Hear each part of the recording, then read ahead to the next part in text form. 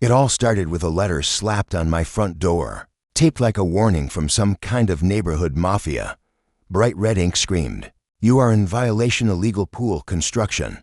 For a second, I thought it was a prank. I stood there, blinking at the paper, trying to process what I was reading. A pool? I don't even own a kiddie pool. The most luxurious thing in my backyard is a rusted-out grill and a squirrel-chewed deck chair. There's no pool. There has never been a pool. Unless you count the blue tarp I tossed over my lawnmower last week to keep the rain off it. And I can promise you that's not deep enough to swim in. But this is what life is like when you live under the rule of the HOA, and worse, when your neighborhood's HOA president is Karen asterisk. Not just a Karen, the Karen. Middle-aged, stiff-shouldered, permanently squinting like everyone's breaking a rule she invented 5 minutes ago. Her hair looks like it was set in place with concrete, and she carries a clipboard like it's a badge. People say she applied to be a real cop once and was rejected. So now she patrols the neighborhood like it's her jurisdiction. She once fined my neighbor $50 because his Halloween pumpkins were too spooky. Another guy got a warning because his wind chimes were auditorily invasive. So when I got hit with the illegal pool accusation, I shouldn't have been shocked, but still, it took me a minute to wrap my head around it. I called the HOA number, listed at the bottom of the letter, expecting some kind of quick clarification, maybe a mistake in the address or a miscommunication. Instead, I was told that the complaint had come directly from Karen herself, complete with photographic evidence. I asked to see it, curious now. About an hour later, an email arrived with the so-called proof. It was a blurry, zoomed-in photo clearly taken from behind some bushes. The focus was off, the angle weird, and in the middle of it was the unmistakable blue tarp I'd tossed haphazardly over the mower. That's it. That was the damning pool in question. No construction equipment, no water, no fence. Just a tarp, a bit of grass, and maybe the shadow of my dog sniffing at it in the corner of the frame. I laughed. I really laughed. I couldn't help it. The idea that anyone, let alone a grown adult, looked at that mess and concluded I was secretly building a luxury aquatic facility in my backyard was just too much. I even forwarded the photo to a couple of friends, and they had the same reaction. "Bro, that's not a pool, that's a depressed camping tent," one of them said. But Karen wasn't done. 2 days after the photo exchange, I was served with an official notice from the HOA. I was being fined for unauthorized construction, failure to file a permit request, and violating the neighborhood's aesthetic policy. A $500 fine. I almost spit out my coffee. I wrote a rebuttal and included pictures from my own phone of the pool, close-ups, wide shots, and even a selfie of me standing next to the tarp with a sarcastic thumbs up. I sent it all in, confident that common sense would prevail. It didn't. A week later, I got a court summons. I thought it was a joke at first, but it was real. Karen had escalated the matter to small claims court, filing a suit against me for property violations and, believe it or not, environmental hazards due to unauthorized water retention systems. I had to read the phrase 3 times, water retention systems. That tarp didn't even retain itself on windy days. It fluttered around like a tired flag until I finally anchored it with bricks. Still, I showed up to court on the assigned day. I wore jeans and a t-shirt because I figured if I was being accused of building a pool when I hadn't, the least I could do was dress as casually as someone who clearly wasn't hiding a secret Olympics.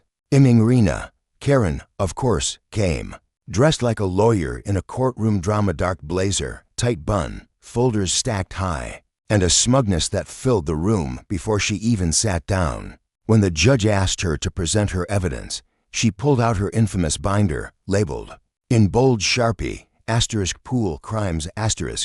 I nearly burst out laughing again. She opened it like it contained national secrets, flipping to the same grainy photo I had already seen. She spoke with the passion of a prosecutor trying to take down a drug kingpin. "This man," she declared, "has knowingly and maliciously constructed an unapproved aquatic facility in direct violation of HOA Code 1-B. He has not submitted blueprints, paid the construction fee, or received clearance for water drainage planning." The judge squinted. at the picture and leaned forward. "Where's the pool?" Karen blinked. "It's under the tarp, clearly." The judge turned to me. "Sir, do you have a pool?" "No, Your Honor," I replied, trying hard not to smirk. "That's my lawnmower. The tarp is to keep it dry. You're welcome to come over and check." He looked back at the photo, then back at Karen. "Ma'am, this appears to be a lawnmower." Karen's mouth opened and closed like a malfunctioning puppet. "No, I'm telling you. He built it under there. He's just hiding it. Unless you have a drone with X-ray vision," the judge said. "I'm not seeing any proof of that." Case dismissed. I thanked the judge and walked out of the courtroom with my hands in my pockets and a grin on my face. Karen, on the other hand, followed me into the parking lot, still shouting about further legal options and how I'd mocked the HOA process. I didn't say anything. I didn't need to. She had embarrassed herself enough. I went home, took off my shoes, and looked out at my backyard. The tarp was still there, flapping lazily in the breeze. The mower underneath hadn't moved. I could have put a sign on it that said "not a pool," but I figured at this point that would just be rubbing it in. What I didn't expect was that Karen would be back, and next time she wouldn't bring just a binder, she'd bring the police, because apparently laughing too hard is now a crime in her book. It had only been a couple of days since the courtroom showdown, and the legend of the non-existent pool had already spread across the neighborhood like wildfire. My neighbors waved at me a little more enthusiastically than usual. One even dropped off a pool float with a handwritten tag, "In case your lawnmower wants to take a dip." It was hilarious. I thought the drama had reached its peak and that maybe, just maybe, Karen would finally back off. But if I'd learned anything over the past few years of dealing with her, it was that Karen never surrenders. She just reloads. That Saturday, the weather was beautiful, sunny, warm. Not too humid, the kind of day that begged for burgers on the grill and a couple of cold drinks in the backyard. I invited a few friends over to enjoy the day, nothing wild. Just four of us, sitting in lawn chairs, tossing jokes around, and listening to music low enough that even a librarian wouldn't complain. Chuck, one of my oldest friends and the only person I know who actually enjoys fixing engines, was crouched near the infamous lawnmower. He'd brought over some tools and was elbow deep in a tune-up. I figured if the mower was going to keep getting accused of being a pool, it might as well run like a champion. Everything was calm, relaxed, peaceful, until a WAS and single quotes T. At first, I heard the unmistakable sound of Karen's sandals stomping across the gravel. She had that march, shoulders squared, chin raised, fists clenched. She didn't even knock. She just stormed into my backyard like she had a search warrant. "There it is," she shouted, pointing her phone's camera at Chuck. "Unlicensed. Gathering. Mechanical violation. Possible public safety threat." We all froze for a second, unsure whether to laugh or run.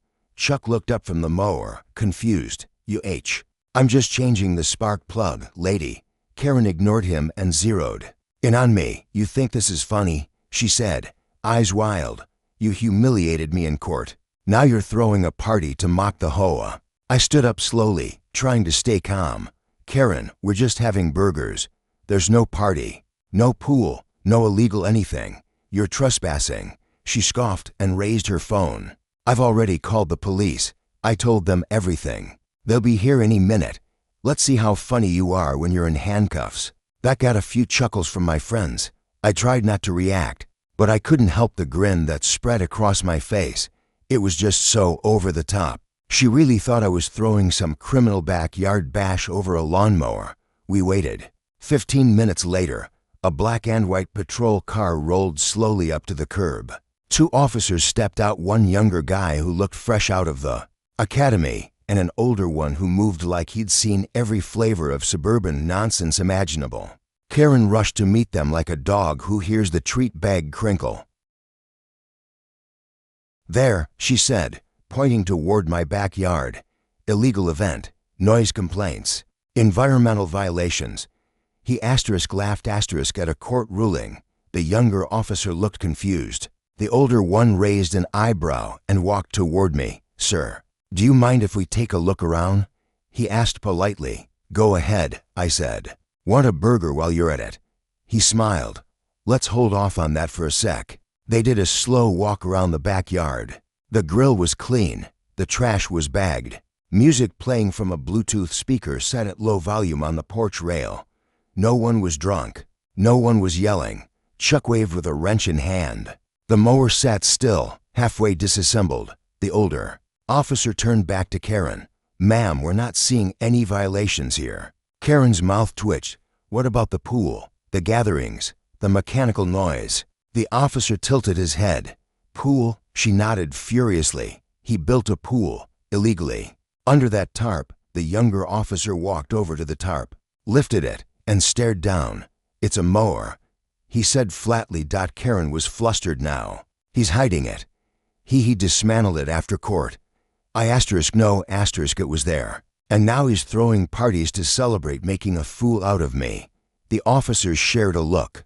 "Ma'am," the older cop said gently, "we've received no noise complaints, no permit violations, and there's no pool, as far as I can tell. This man is just enjoying a sunny afternoon with a few friends." Karen started pacing in a tight circle. He laughed. "In court, he disrespected the system." The younger officer looked at me, almost apologetic. "She said you laughed." "I mean, yeah," I said. "It was about the pool thing. It was ridiculous. Did you threaten her, harass her, follow her, vandalize anything, not even close?" The older officer nodded. "Then I'm going to write you a citation." I blinked. "Wait, what?" He pulled out his notepad, dead serious for a second. "For having the cleanest yard I've seen all month. I'll recommend you for Yard of the Month with the neighborhood board." Everyone burst out laughing, everyone. Except Karen, who looked like she might explode. "You're all in on this," she hissed. "Mocking me, making a spectacle of everything. I'm calling the mayor." She stormed off down the street, still shouting over her shoulder. The officers shook their heads and started walking back to their car. Before they left, I offered them both a burger again. This time, they accepted. We sat on the porch steps, swapping stories, while Chuck finished fixing the mower. The officers even asked if they could take a selfie with the infamous pool. I said sure. Why not? The younger one laughed and said, "Man, this is going to be one of those stories I tell forever." A few days later, something beautiful happened. Word got out that Karen had been reported anonymously for an unapproved garden gnome display and an illegal birdbath she had installed last spring. Turns out, the HOA doesn't like lawn ornaments that reflect sunlight into neighboring windows. She got hit with a fine. Not a big one, but enough to sting. I didn't report her, honestly, but karma has excellent timing. Now, every time I see her walking down the street, clipboard in hand and fury in her eyes, I give her a friendly wave, and sometimes, just for fun, I water the grass next to the mower and hum the *Jaws* theme song, because some pools are imaginary, but revenge, that's real, and it tastes better with grilled onions.